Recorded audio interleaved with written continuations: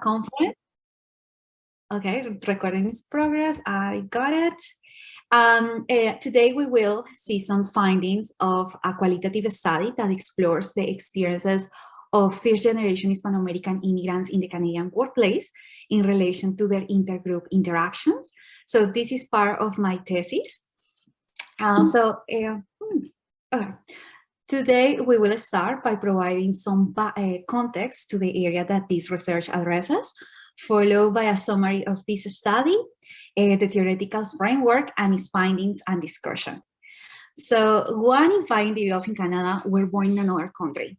This influx of immigrations translates into a diverse linguistic landscape that results in an increase of linguistic diversity in the Canadian workplace. So having a linguistically diverse workforce allows organizations to interact across national and linguistic boundaries and provide solutions to a linguistically diverse clientele. But this linguistic diversity can also result in communication challenges and implications for identity and group membership in organizations. So previous literature documents how language and its markers, our accents, the words we use,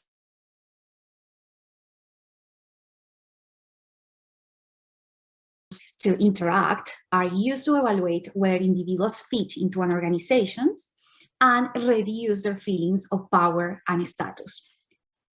So workplace experiences are stressful for individuals whose identities are attached to groups that are negatively stereotyped or unfavorably compared to other groups. For example, Hispano-American immigrants, non-native speakers of English are perceived as less competent than native English speakers. So Hispano-American immigrants are a rapidly growing population in Canada. So current research highlights how language-related issues led to this population to be underemployed, can result in differential treatment and communications breakdowns in their workplace. However, there is no study that examines the language-related experiences of native Spanish speakers from Hispano-American countries in the National Capital Region workplaces, where Spanish is the third most spoken non-official mother tongue. So having this in mind, the research questions of this study focus on how Hispano-American immigrants perceive and negotiate their linguistic identities in their workplace. What are the coping strategies they use to navigate in the Canadian workplace as non-native speakers? And what are their perceptions to communicative adjustments that their native speaking peers make when interacting with them? So concepts from ethno-linguistic identity and communication accommodation theory were used to answer these 3 questions. Today, with you, we are going to focus on the last question about communicative adjustments. Let me know if here I can see on my screen that I'm having connectivity issues. Please let me know if there is any problem. I will really appreciate it. So moving on, communicative adjustments are an omnipresent part in all interactions. For example, we can talk very slow and using a loud speech when giving a foreign tourist some directions, for example, or we can answer talking with a whisper when the other person is talking or asking us with that volume. So communication accommodation theory suggests that speakers adjust their verbal and non-verbal communicative behaviors. We adjust our accent, our speech rate and volume, our gestures, our postures to create, to maintain, or decrease social distance during interactions with other speakers. So it's very interesting how this theory proposes that based on our desire to maintain a positive sense of our identity, our personal and social identity, and our perceptions of the communicative characteristics of the interlocutor, for example, the language proficiency, their social group membership, or the level of content knowledge, speakers adjust their communication styles to serve 2 primary functions. to serve an affective function to increase or decrease social distance with the other person, and a cognitive function to facilitate or hinder understanding or comprehension. So during this interaction, during this process, the listener, and this is very interesting, is making attributions about the motives underlying the speaker's behavior. So these attributions can be positive or negative and influence the listener's evaluations on the adjustments of the speaker. And those adjustments can be evaluated as accommodative. Yes, the adjustment is appropriate, facilitates interaction, is perfect. Or these adjustments can be evaluated as non-accommodative. No, you know what, it wasn't enough. He's adjusting very excessively, so I don't need all that stuff. So that's the way that could be evaluated. But I want to give you an example in here and let me know if we are good. So let's put an example here. He's Carlos. Carlos is a student who is speaking with his professor, Professor Ruiz. Carlos is speaking with this professor because he wants to work in Professor Ruiz's lab. So during the interaction that he's having with Professor Ruiz, he wants to project a positive identity as an excellent student who could be a great addition to Professor Ruiz's lab. The student, Carlos, perceives that Professor Ruiz is an individual with a high level of content-related knowledge, so he decides to speak using a lot of specialized or academic jargon because he wants to reduce the social distance he has with Professor Ruiz and in some way convey, hey, Professor Ruiz, we are in the same group, we are both involved in academia, we are members of academia. Carlos feels that using academic jargon could facilitate the academic conversation with Professor Ruiz. So that happens with Carlos. In matters of the listener, I just want to ask you something. I'm being connected. Can you see me? I'm just worried about my internet. You and hear you very well. Thank you. Okay, so in matters of the listener, Professor Ruiz, the situation can go in different ways. For example, one, she can infer that Carlos incorporating academic jargon into the interaction is the result of a positive motive, such as, okay, Carlos wants to project that he's a very serious student that values having a conversation with me, that respects me and my time, so he's doing all his best. And this influences her evaluation of the interaction with the speaker. So in this case, the professor would think that Carlos, the accommodative behavior is appropriate for the conversation, and yes, Carlos could be a good addition to the lab, could be perfect. But also, Professor Ruiz could think that this student is using all this complicated and excessive jargon just to show off, and which could not be a very good characteristic for a possible new member of the lab, as who likes to work with somebody who is too pretentious and too much, you know. So maybe Carlos is being very excessive in his communication, and possibly he will have problematic interactions with actual members of the lab. So now that we have a glance, a glance, I'm so sorry, a glance, not glimpse, a glance of what is a communication accommodation theory, I want to have a conversation with you about your experiences with communicative adjustments. And I hope you can participate. So I want to ask,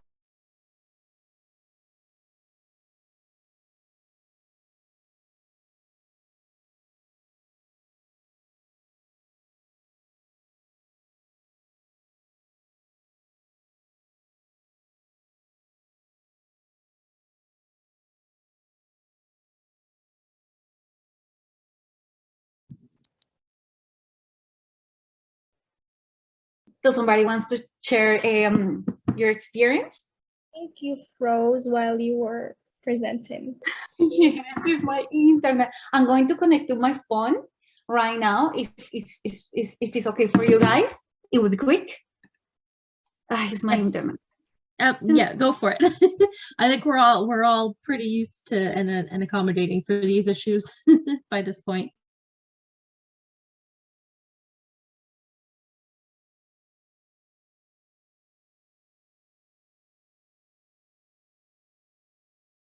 Experience and communication adjustments, and maybe share your perceptions on what happened, or yeah.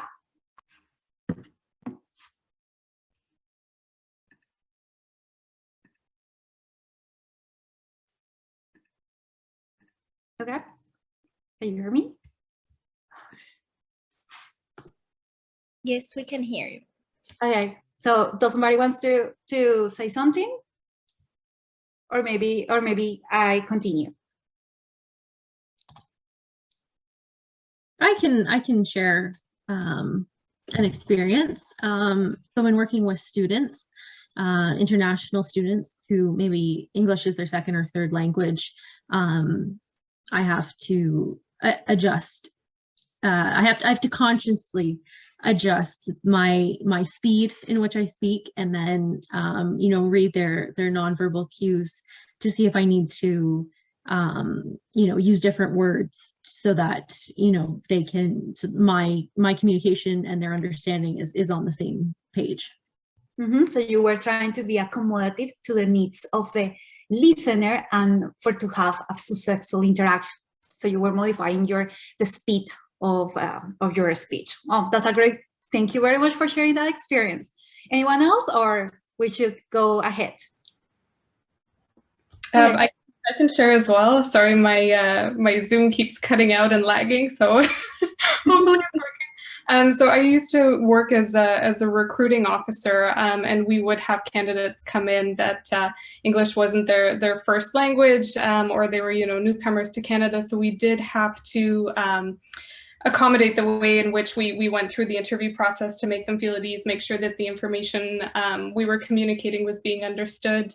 It was actually very interesting for me. I had a manager that was kind of very supportive of diversity and inclusion. So we had our whole team go and get trained in intercultural competencies and how to go through kind of the interview process with an eye to being more accommodative and understanding of different, not just linguistic needs, but also, different cultural differences and nonverbal cues and body languages that can come up as biases in the recruitment and hiring process. So it was really an interesting experience for me. Oh, thank you, Nara, for sharing that.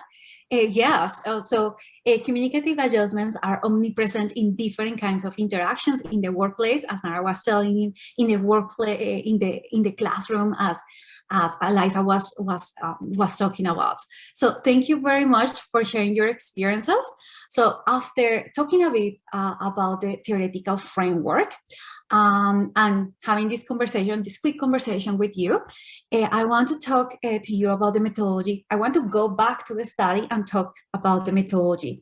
So this is a phenomenological study that documents the commonalities of the lived experience of the participants. So a purposeful sampling with a set criterion was used to select 24 individuals with different gender, national, professional identities, as well as migration and adaptation stories. So you can say, oh, that was a very diverse participant pool, but yes, that was highly valued in this study, as it allows this phenomenon to be studied from different angles and experiences. However, all the participants share the commonalities of being a first-generation Hispano-American immigrant, navigating the Canadian workplace in a non-native language, and interacting with native-speaking peers. So the collection method for this study were semi-structured interviews, and participants were given the options to participate in English or Spanish. The data was analyzed using a 6-phase approach to thematic analysis, so we could identify and capture the commonalities of the participants' experiences. And in the following slides, I will be answering the peer question of this study using some concepts from communication accommodation theory and by showing you some actual responses from the participants that illustrate important points. So let's start talking about this third question that focuses about the communicative adjustments perceived by the participants. So for the listener's perspective, a communicative adjustment is accommodative when the individual considers it is appropriate for its communicative needs and to have a successful interaction. So participants in this study mentioned that their conversational experiences were facilitated. Yes, when, for example, Nazareth said, when my peers spoke to me a little bit slowly, when repeat or emphasize on words, or they use basic language. So there were different ways to accommodate these Spanish-speaking peers in the workplace. But participants also mentioned the other side of accommodation. They mentioned non-accommodation. And these include instances in which participants perceive that their native-speaking peers were doing nothing or too little to help them to have a successful interaction. So participants here, like Fernanda, shared that their peers spoke using their default speed, which for many non-native speakers, that can be perceived as too quickly to follow. So in the case of Fernanda, she was saying, oh my goodness, this person was speaking to me at 2,000 words per minute, and she was sweating and she was stressing. But participants also spoke about instances when they perceive that their coworkers were using phrases filled with jargon, or maybe they didn't have the willingness to repeat instructions, or participants felt that they were left out of productive conversations. They were ignored from a conversation. Participants also talk about instances in which they perceive that the co-workers were being very excessive in their behaviors, were being a little bit too much. So I'm going to show you here. In this example, Susana was speaking of his peers talking to her with an exaggerated, slow speech, which for her, specifically for her, was beyond of what she considered necessary for the interaction and made her feel less intelligent. So maybe the peers had a good intention to help her to understand me, but for her was like, oh, this is too much. Don't believe me that I'm not as smart as you. So participants also report as excessive instances of persistent correction, louder than usual volume, and unnecessary repetition, and there are other here's.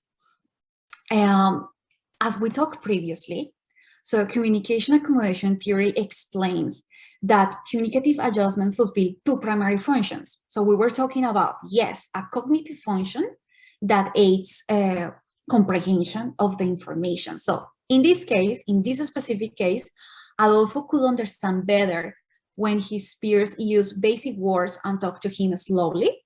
That was good for him. And also communicative adjustments have a function, an affective function that contributes to the bond between individuals. So participants felt that they were integrated into their teams when the co-workers displayed an interest in interacting with them.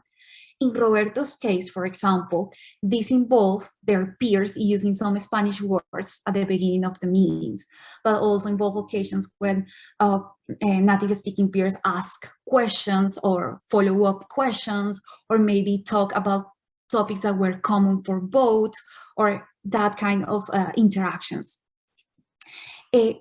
What is very interesting here, and what I want to highlight here in this conversation with you guys, is like communicative adjustments can be perceived as appropriate or not based on the particular speaker, based on the particular listener. For example, so behaviors like speaking slowly can be perceived as excessive by some people like Susana, or that same behavior can be perceived as appropriate and as perfect by other participants, for example, Ross. And for those participants who infer positive motives and intentions behind the native speaking behavior, such as Rose in this case is saying, okay, my boss is speaking to me slower and explaining the jargon because she wants me to understand her. She's interested in me improving my language competency. So attributions of motives, what us as listeners attribute as motives of the speakers, are connected in how an individual evaluates the interaction, evaluates as either accommodative or non-accommodative, and also in how the listener evaluates the speaker.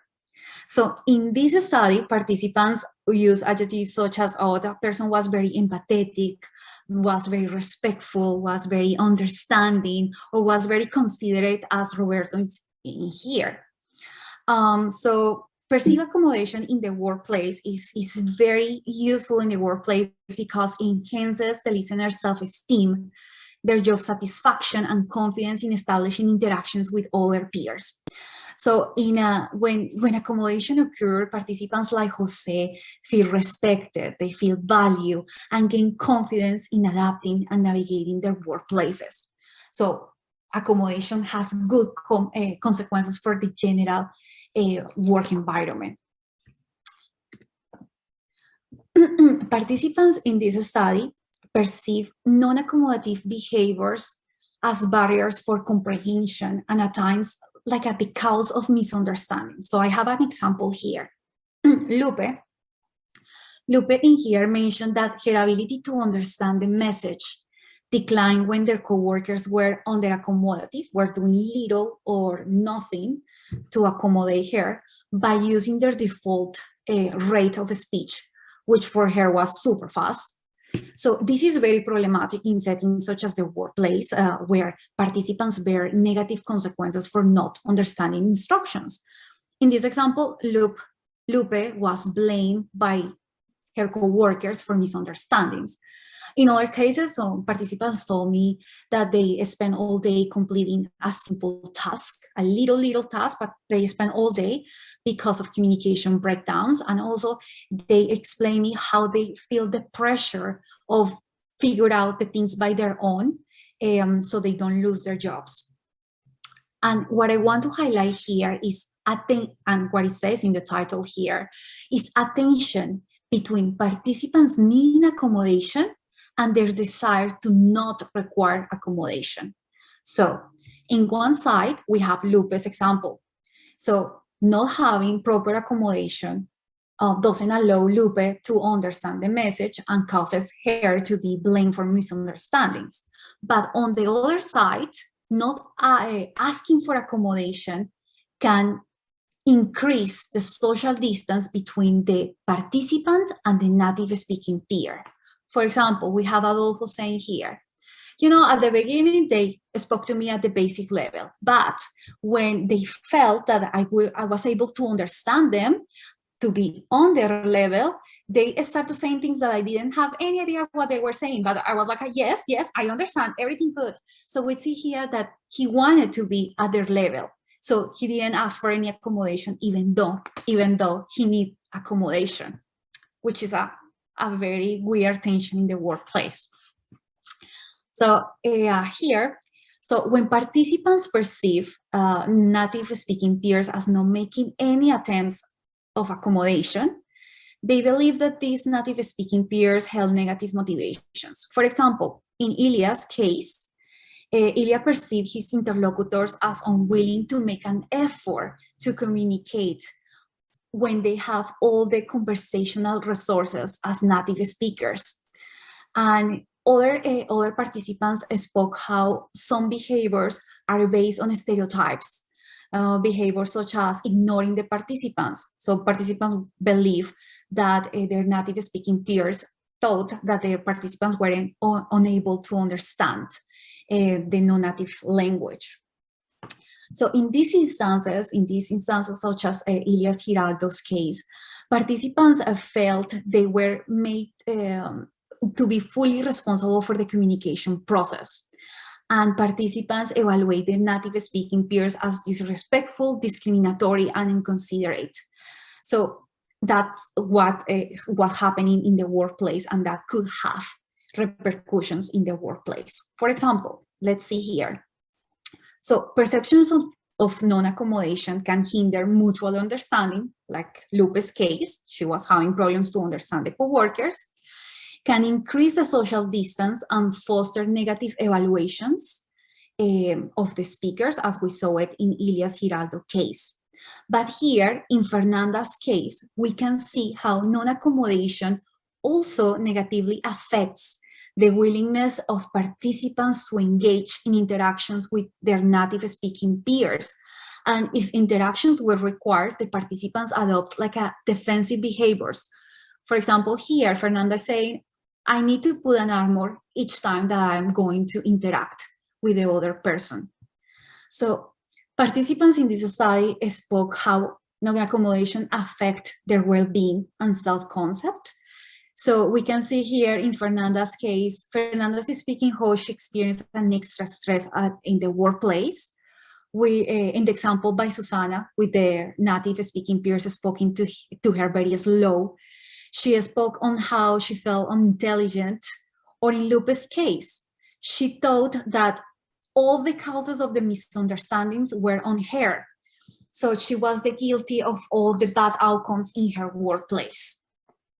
So reacting to non-accommodation in the workplace can have different consequences for the listener and can put individuals in a very challenging interactional situation. And that's what the participants mentioned in this study. So participants reacted to non-accommodation in different ways. For example, some participants mentioned passive reactions such as, okay, I'm not alerting the speaker of what they are doing. I'm not going to say, hey, you are speaking too slow and you are making me feel I'm not smart enough, or you are speaking too high or too fast. They don't say anything about it. And they try to understand the interactions on their own. But, you know, playing along with these non-accommodative behaviors can prolong the non-accommodative behaviors and can prolong the evaluations that you are making about the interactions, about the speaker, and can have consequences for the workplace. Other participants assume active reactions, such as asking questions, demonstrating their language competency, or directly confronting the speaker. But they explain, I confront the speaker maybe in very few cases because I am worried and I need to protect my job and my reputation. So I prefer just to be a passive, just to enact a passive reaction in these cases. But what was very interesting for me was to find that some participants in this study address the situation by establishing a conversation with their co-workers about their perceptions and communicative needs. So they explain, it's really difficult to have these conversations in the workplace. I feel very uncomfortable showing that I have a weak spot, but you know, I have to do it. And also the participants explain that they experience that they have other co-workers that were very, very perceptive, very receptive, who change their communication style when the participants use nonverbal clues such as quizzical or nervous expressions, what was talking Nara at the beginning of this conversation. So following all these conversations, participants tell that native speakers generally modify their behaviors to accommodate to the specific needs of the participants, which was perfect for the participants. So with this, we finish this part answering the third question of this study. So muchas gracias, and I'm looking forward to questions and to our conversation. Thank you, Paola, for this amazing presentation. It was very interesting. So I can take any questions if you have any.